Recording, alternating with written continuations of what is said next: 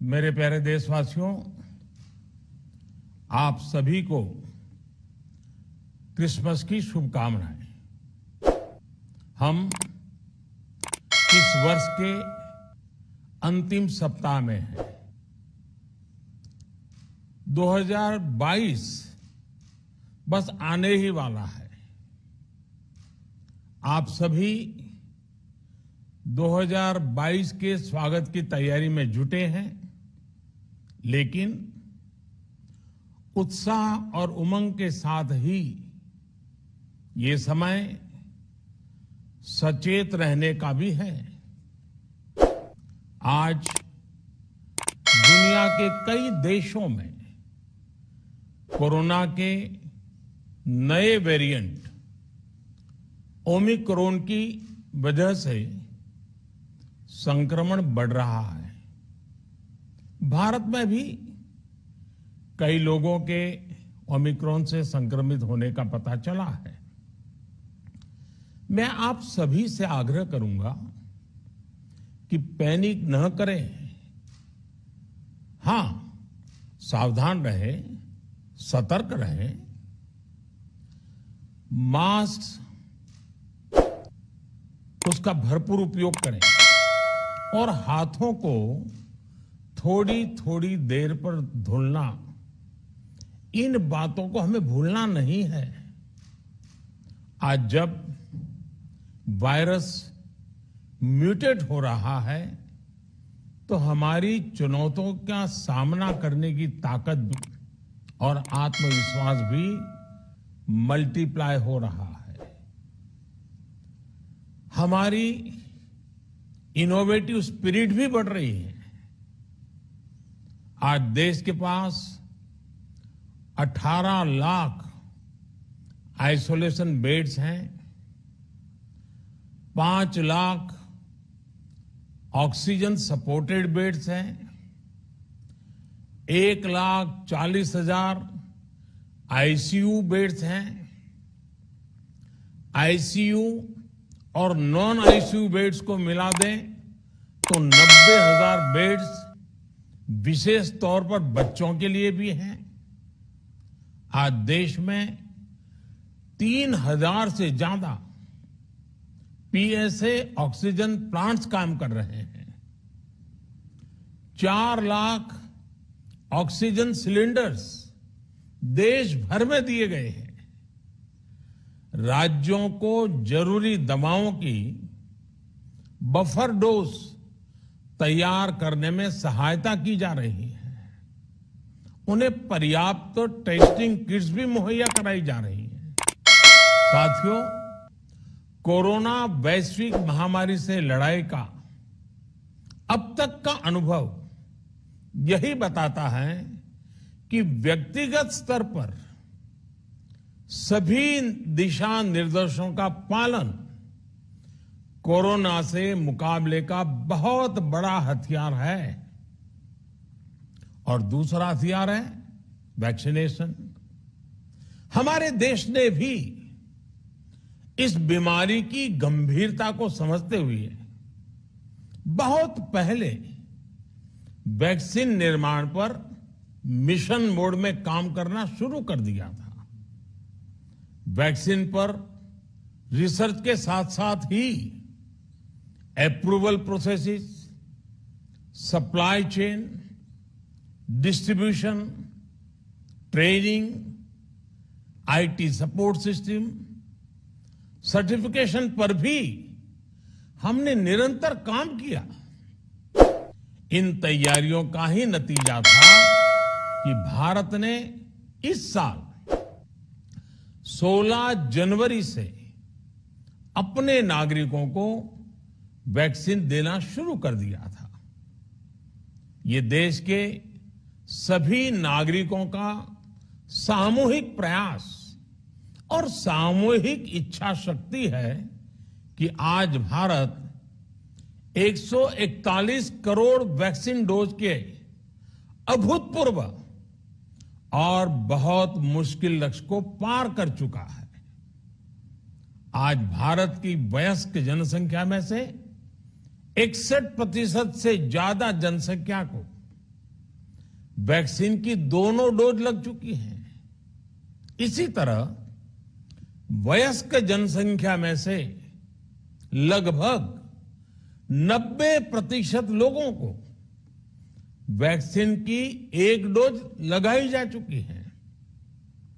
आज हर भारतवासी इस बात पर गर्व करेगा कि हमने दुनिया का सबसे बड़ा, सबसे विस्तारित और कठिन भौगोलिक स्थितियों के बीच इतना सुरक्षित वैक्सीनेशन अभियान चलाया। कई राज्य और विशेष तौर से टूरिज्म की दृष्टि से महत्वपूर्ण राज्य जैसे गोवा, उत्तराखंड, हिमाचल जैसे राज्यों ने 100% सिंगल डोज वैक्सीनेशन का लक्ष्य हासिल कर लिया है। आज देश के दूर सुदूर गांवों में जब 100% वैक्सीनेशन की खबरें आती हैं तो मन को संतोष होता है। यह प्रमाण है हमारे हेल्थ सिस्टम की मजबूती का, हमारी टीम डिलीवरी का, हमारे हेल्थ केयर वर्कर्स के डेडिकेशन और कमिटमेंट का, और देश के सामान्य मानवी के अनुशासन और विज्ञान में उनके विश्वास का।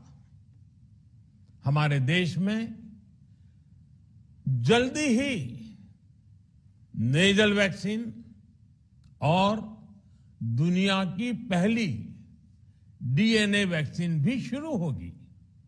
साथियों, कोरोना के खिलाफ भारत की लड़ाई शुरू से ही वैज्ञानिक सिद्धांतों, वैज्ञानिक परामर्श और वैज्ञानिक पद्धति पर आधारित रही है। पिछले 11 महीने से देश में वैक्सीनेशन अभियान चल रहा है। देशवासी इसके लाभ भी महसूस कर रहे हैं। उनकी रोजमर्रा की जिंदगी सामान्य हो रही है।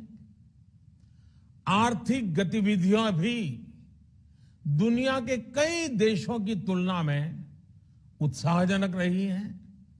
लेकिन साथियों, हम सभी जानते हैं कि कोरोना अभी गया नहीं है।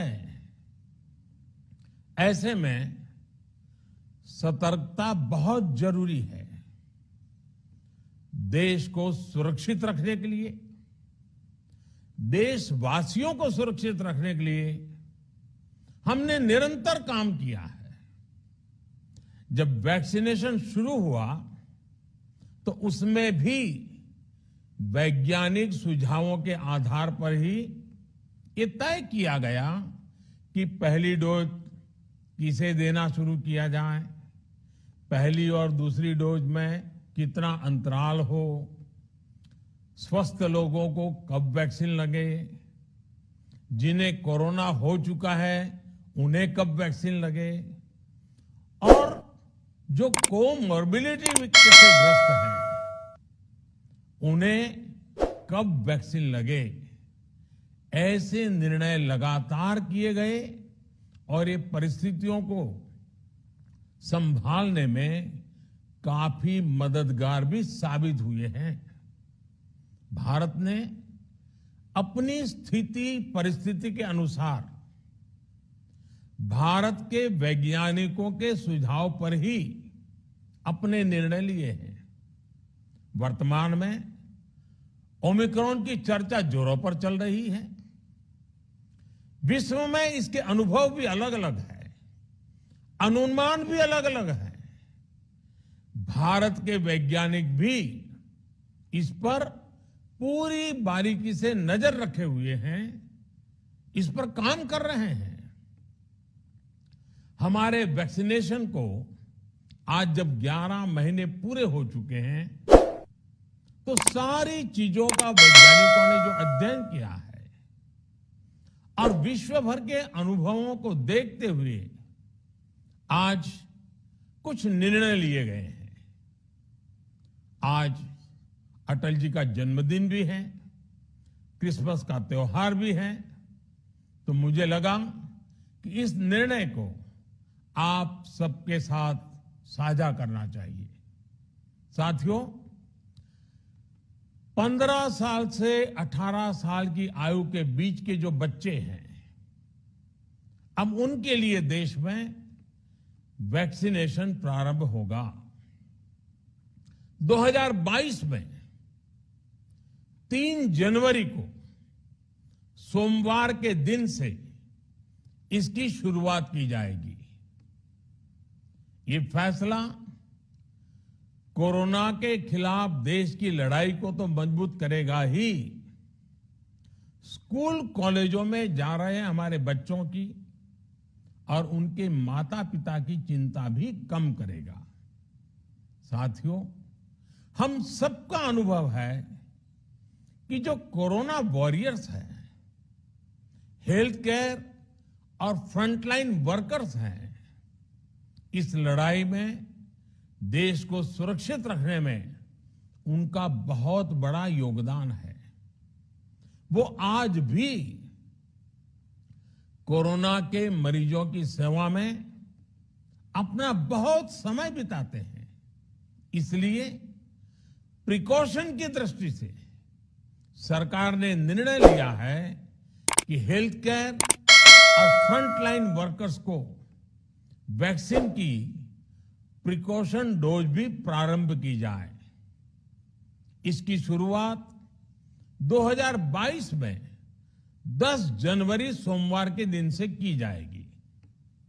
साथियों, कोरोना वैक्सीन का अब तक का ये भी अनुभव है कि जो अधिक आयु वाले हैं और पहले से ही किसी न किसी गंभीर बीमारी से पीड़ित हैं, उन्हें प्रिकॉशन लेना सलाह योग्य है।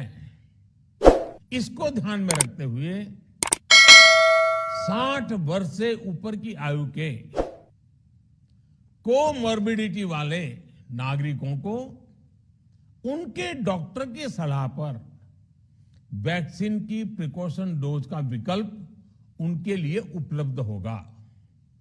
ये भी 10 जनवरी से प्रारंभ होगा। साथियों, मेरा एक आग्रह है